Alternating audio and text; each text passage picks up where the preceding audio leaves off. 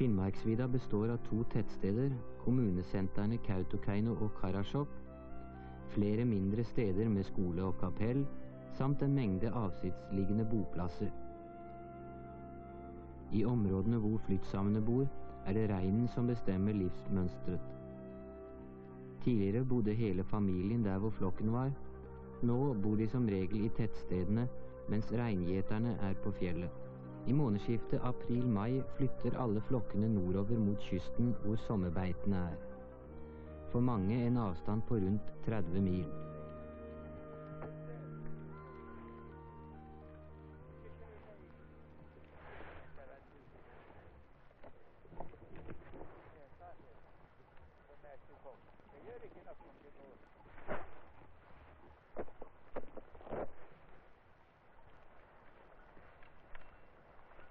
Hundene vet å få sin del når slaktet er ferdig.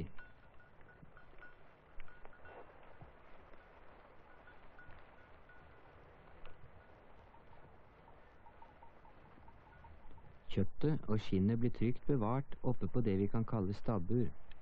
Her blir slaktet dypfrosset på naturlig måte.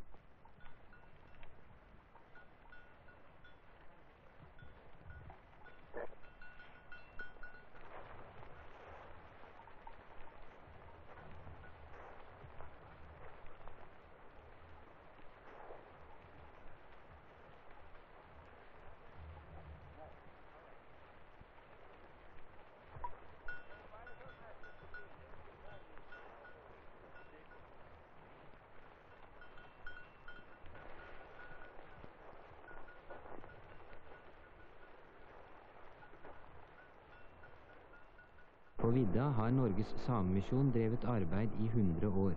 Forkynnerne drar ofte milevis innover vidda, selv om de vet at de ikke møter de store forsamlingene. Det ene menneskets verdi har preget Samemisjonens arbeid i alle år. Tidligere måtte man bruke reinslede, og det tok ofte en dag for å komme til møtestedet. Etter at snøskuteren overtok, kan slike reiser kortes ned til et par timer. Inne på kjøkkenet blir resten av slaktet gjort ferdig. Blodpølser laget av rein er en fin delikatesse. Tarmene renses og fylles med blod, og blir deretter kokt sammen med kjøtt.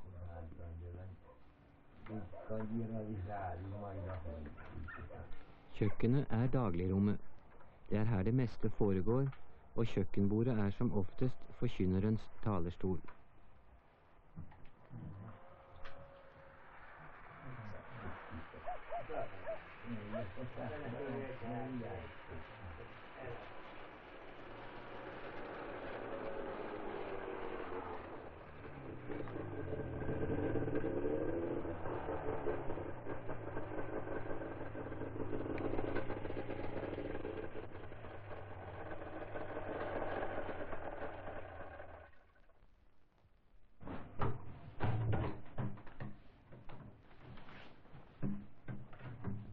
Tulee peili. Sitten me nähtiin. Ja täällä on puoli. No puules. Puules.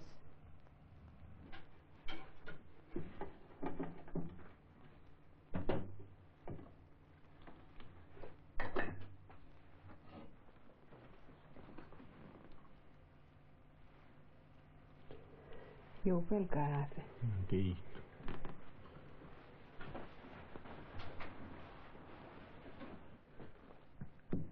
Kaikka porrahti ja sillä määlis.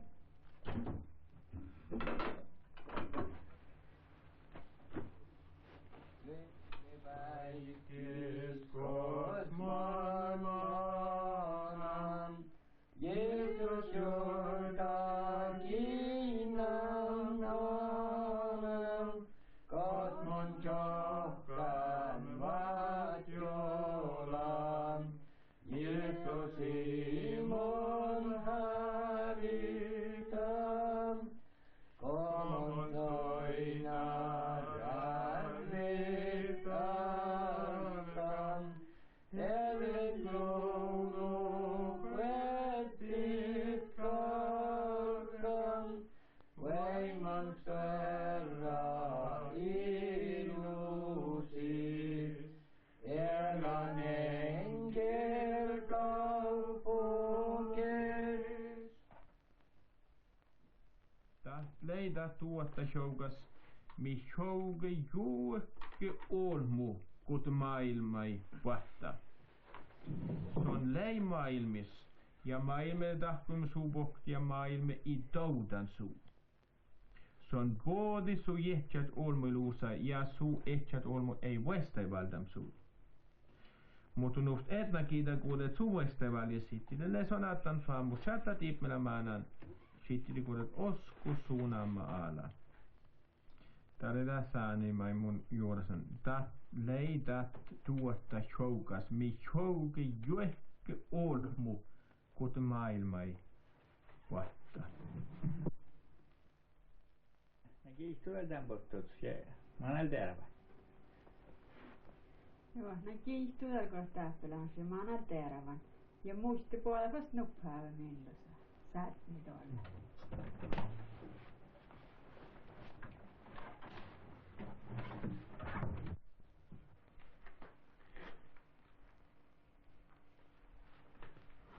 Hualgiokmoen er et av de nye boligfeltene i Karasjok sentrum. Her bor Berit Arlette og Johannes Antti.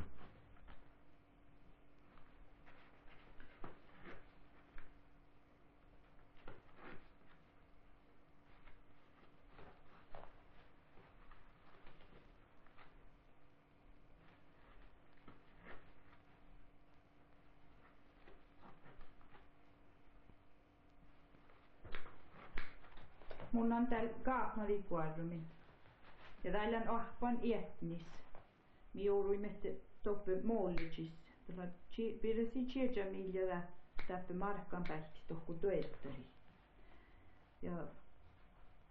Ja milleen että vihtan blokka juo. Sipärtni ja kuhtan jäitä. Ja mi shottaimme haarra hälikis porkat. Vuos laan porkkui. Ja etnisllä ahpan kuorru kaapmali. Ja puhut miljoonat saamme tuuli kulla.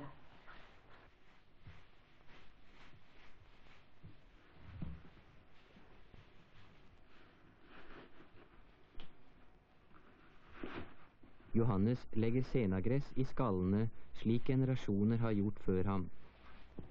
Dette er en gammel tradisjon som fortsatt viser seg å være den beste i kampen mot kulda.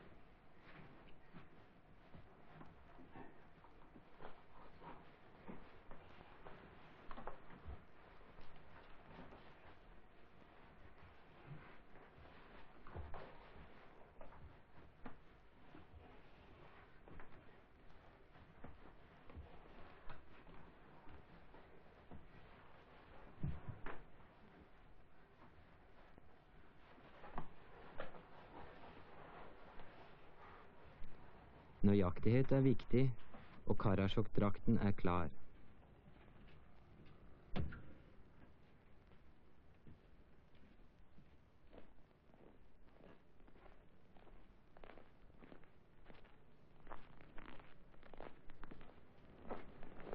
Saami almuhollas kuules vältsin ofta kiira. Siellä on piessan läht farus pork määnäjun. Siellä on tuulkulan maittai. Ja täällä on piessan tässä tuollat irjomi rohtus. Loijoi jo. No, tuossa oltis loijoi. Ja väl, ne muhti minkä teustoppi eräviesujunke. No. Ja tässä huippuesiri, kun tässä porka mä näin. Mun liikuin tässä ja tuli huisoo mäula hulujasti tasi okta tu kohtuus tahate mä näin äälikin porka. Lähemski sopemana, mun Jeesus tuli Stockholmasta, luutastumaan kiinti, sondauta muja rähkistä, kuele mut silleke muut, o Jeesus odolaka muu, mun tunne okta. No puris pohtiin fassot ne peis kuuli otnena päivä. Ja mi alkan mu lävikke ja bägni ja possivuinja nammi. Ja nuhku Jeesusla iest jälkämmai. Ahte dikte tai utsa määnäji pohtiin mu luusa. Älke hehte siin, tasku ibnillä riika kulla väkkärotsaja. Ja Jeesus lä puhkai ustit. No läuson määnäi ustit. No läu tiin ustit. Joo. Ja koos min sähti vel kannalit Jeesusin? Kirkkus ja sormenveikkoblad. Kirkkus ja sormenveikkoblad. I Kautokeino sentrum, Norges største kommune og prestegjeld, har Samemisjonen både fjellstue, bedehus og sykestue med gamlehjem.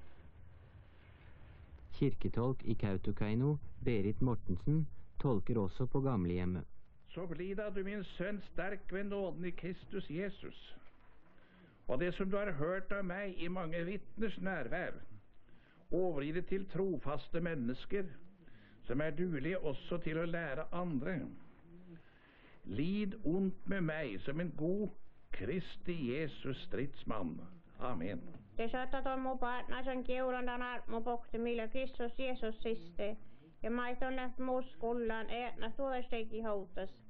Tää moskil oskaltas olmuiti, kuudes tohpalas ja maita jäädäsi hohpahit. Te killat on pahait nuhku Jeesus Kristus puolde sohte on mai. Paulus har selv hatt vanskeligheter i Efesus. Paulus se maita jaltis lämmäsen vahti suosoppako on i Efesus kauppukis. Men i Efesus har han også opplevet gode ting. Mutta oppe maita Efesus kauppukis on ne maita i päässä muosahi puudittinkait. Særlig var han knyttet til de eldste i Efesus med kjærlighetens sterke bånd. Ja nämä on itse asiassa vuotta sitten oppe Efesus kauppukis takar nana rahkis vuoda pahtikon. Han begynner det andre kapitlet slik. Ja se on alkoholan oppi kapistalla tainna laakin. Så bli da du min sønn sterk ved nåden i Kristus Jesus. Ja saatetaan mu partnaisen kiulana mu pohti mille Kristus Jeesus siste.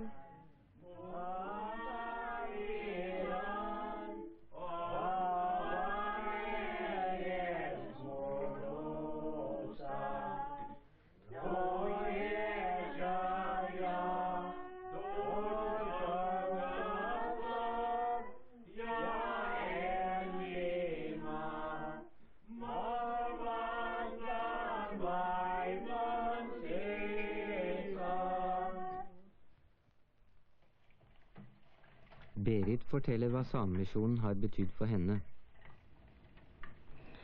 Samemisjonen on parakuusi toimelle ollut vaskua mun ällimis. Monen muotoisiakaan ja pajassotten ja kohten TSF vai karassohki. Ohtamulohkeet suuri ja jäjiloki ohtsi. Kohten tohko ohta ehket oktobermanus. Ohtas ollu eräikon. Lehten 2% puolis ja mahtan tarun kiellä. Saamisuuna lei kaunan ohta saame kielä huohpa heikki. Ja tällä näikki. Eilen nukalle saame kielä huohpa heikki vellä. Tässä saame kielä huohpa heikki laimmu muinavaltit. Tiimmois manjelkaska päivi. Skolas lähti vielä 2 ära saamenkil ahpa heikki. Se ahpa heikka tuoji. Jos saamenkin suuna ei lyhtsä huksen TSF, te mun intiede kosmon lyhtsän kalakan ahpahtaan. Mun otson hui puoli vuotta TSF:ssä. Nuppin saanin tästä, että mun aleken ahpa tarvokilla tanskuulossa. Mutta millä tuorimusta hi maassolasta sammos läätää te mun pohden osku Jeesus Kristus ala TSF:ssä. Mun vaatsin piipurskoula Sördaalas ja pohden vasta TSF:ssä samma jäki tjakatsat.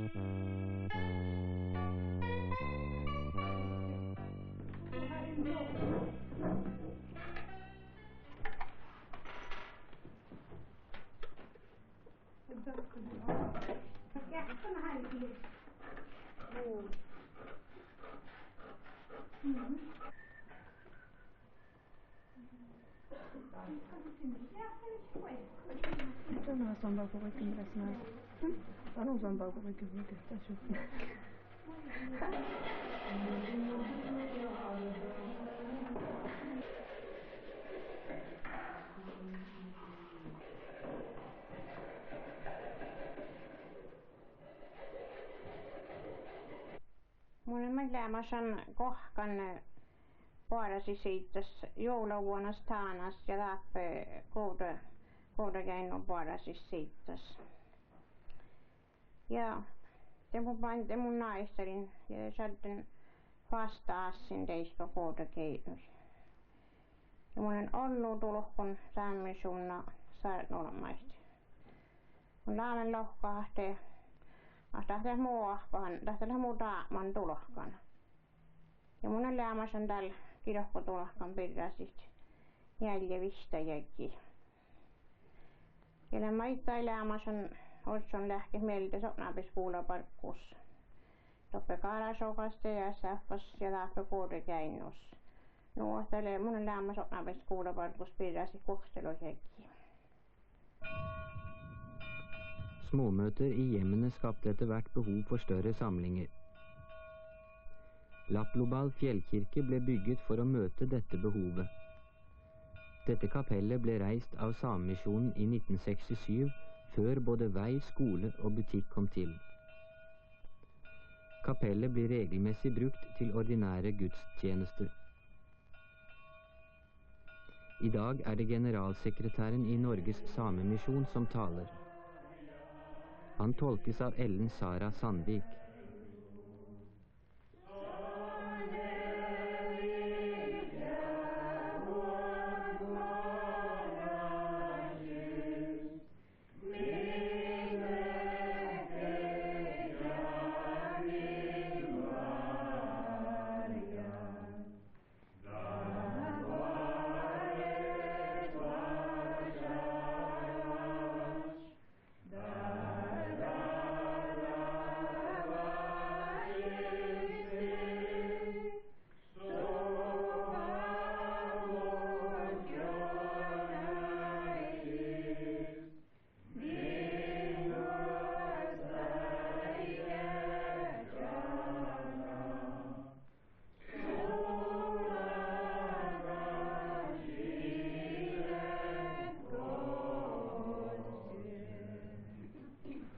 Dette hellige evangelium står skrevet hos evangelisten Lukas i det 10. kapittel fra vers 17. De 70 kom glade tilbake og sa, Herre, endog de onde ånder er oss lydige i ditt navn. Da sa han til dem, jeg så Satan falle ned fra himmelen som et lyn. Se, jeg har gitt dere makt til å tre på slanger og skorpioner, overalt fiendens velde, og ingen skal skade dere. Dog gleder ikke over dette at ånden er dere lydige, men gled dere over at deres navn er oppskrevet i himmelen. Tämä evankelium Giorgio passi Lukas evankeliuma loga kapittele siste tjejanuk loga värstes koktilogari. Muhtuta tjejalogis pohti iluin roktuhet selke. Herra, velä bergalagakille mikkidi volebutja tunnami. Muhtu son selki sitsidi. Mun oinen saahtan kahtjamen almis volas nuhko aaltakas. Kehtja monattaan ditsidi faamu tuolla muu käärämäsiä skorpionit. Ja puovasalatja faamu patsil. Ja ei mihkiki kalkadin vahaa kahtit. Alle halmakkedaan tiihti illut, kun voinna lähtitsidi volebutjat. Muhtu illu tehket ämpodaan tiihti, kodin nama läht tjallojuvun almidi. Hellige Far, hellig oss i sannheten, ditt ord er sannhet. Passi jahti pasu hyhtsutomiin tuohta vuoda sisas, kun saatnilla tuohta vuotta. Dagens tekst lar oss møte Jesus og representanter for en utvidet disippelflokk.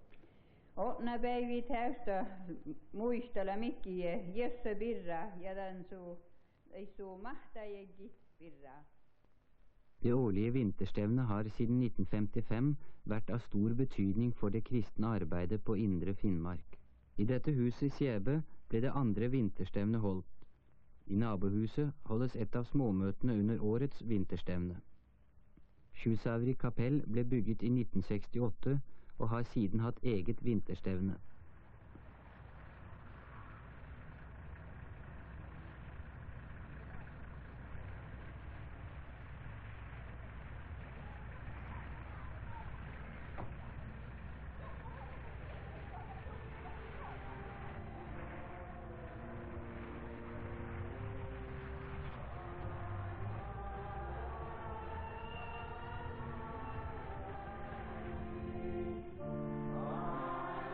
Tilstrømningen til vinterstevnet i Kautokeino ble med årene så stor at Samemisjonen måtte legge hovedmøtene til sentrum og kirken.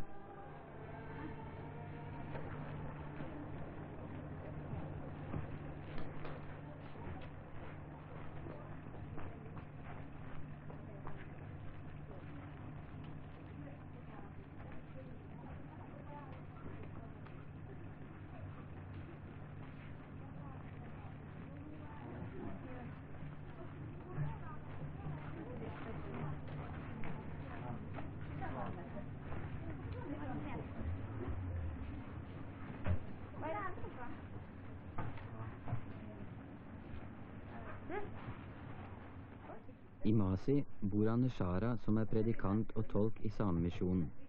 Han har spilt en viktig rolle i vinterstevneopplegget. Jeg sitter her og har vinterstevneprogrammet foran meg. Nå er det over. Og på dette programmet så har vi over 50 møter. Men det ble nok over 70. Vinterstevneprogrammet begynte å ta form like før jul, og i januar så ble det sendt ut til alle husstander i Indre Finnmark, i Karasjok og Kautokeino, og en del i Tanao. Når jeg nå tenker tilbake på at dette programmet, så var det jo nok så travelt mange ganger, og vi hadde 3-4 møter i gang samtidig. Vi var en 6-7 som da pekte. Og i løpet av den tiden som nå har vært, i løpet av tiden så har jeg tolket over 60 ganger. Og i tillegg har jeg også prekt litt, men det blir mest tolking for meg. Og ellers fatt litt hit og dit. Og man blir jo sliten etter hvert, men nå er jo det over. Men vi er ikke ferdig med det. Vi skal videre.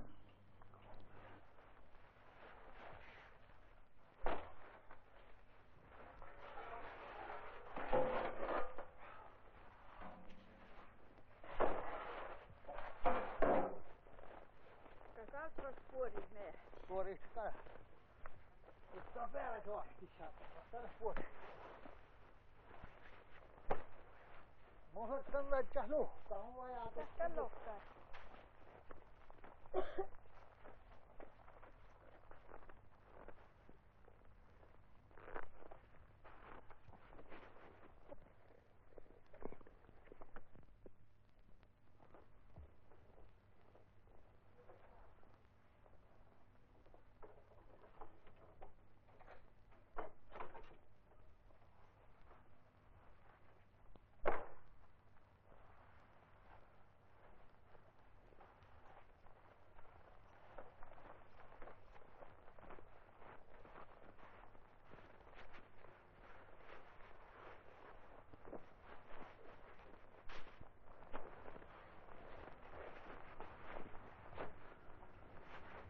Ja, neste her. Hva høres vel vekk ut. Selv om vi har besøkt mange sånne småsteder også, så er det mange igjen. Vi har mange på fjellet, reingjetere. Vi har også besøkt stig, men det er mange som ikke har fått besøk ennå. Og disse må vi nå i løpet av vinteren. Og det er jo hyggelig å møte igjen den ungdommen som vi møtte på møtene her. Og jeg gleder meg til å ta fatt på neste tur til fjells.